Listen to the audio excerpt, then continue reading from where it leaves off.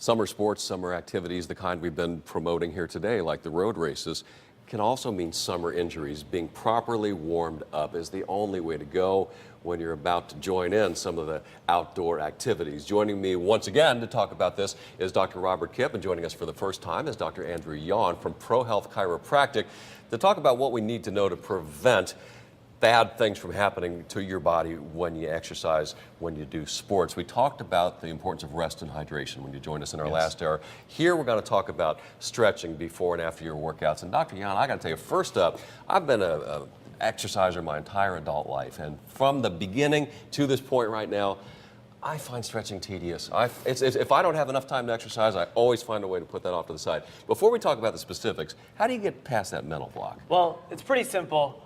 We have to think about when we're actually going to be doing these kinds of stretches. Usually he's talking about static stretching, which is pretty boring, as people say. But when you're looking at warming up, you're looking at being mobile. And the most important thing is actually getting blood flow into the area. So that's actually moving around like a jump start. And that's actually called, what, active stretching, or what's the dynamic mobility? Dynamic mobility. Give us an example. Yeah, so one of the things that we like to look at is just going through full range of motion, especially when we're talking about shoulders and hips. So one thing that I like to do is just a typical air squat. Air squat, I like to stand just on the side so you can see.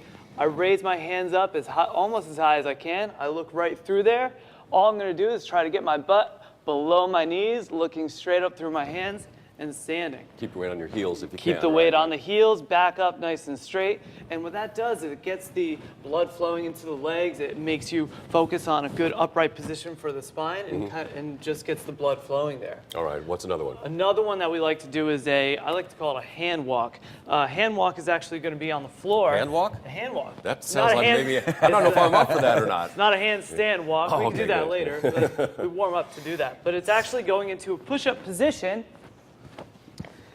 And all I'm going to do is inch my toes up towards my feet. We want to keep the knees as straight as possible. And then move out. And then we walk right out.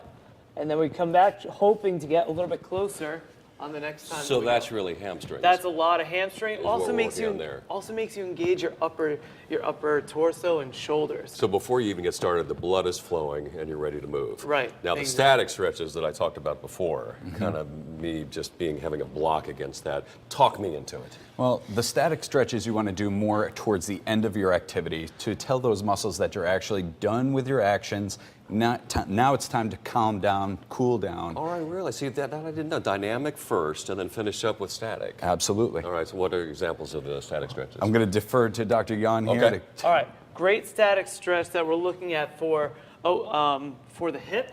We actually can get down into a lunged out position. All I'm going to do is take my elbow and I'm going to drop it down my shin as low as I can and hold right down there. This is good for the back of the hip that's up and the front of the hip that's down. Yeah. So we can just and you're almost getting some up on your deltoid there too. Yeah, we get to just we get to reach down there. If we wanted to, we could also go ahead and take our hands, put it on either side of our foot. And I'm going to drive my hips up and bring that front toe up. Whoa. And now I can breathe. The biggest thing is breathing. If you're not breathing during any of these static stretches, then you're holding in all this tension, and it's almost like you're doing nothing. You have to be able to breathe in order to actually get the full effect. And I always hear that when you're stretching, don't bounce. No. Is that still the rule of thumb? Ease into it, nice amount of pressure until you feel that little bit of a burning sensation. Yeah. Hold it, good solid 10-second count, and then back off of it. Is it a good idea to approach it? Because some people they're so competitive, they actually compete competitively with themselves when they stretch. But the rule is to kind of take what your body gives you, isn't that?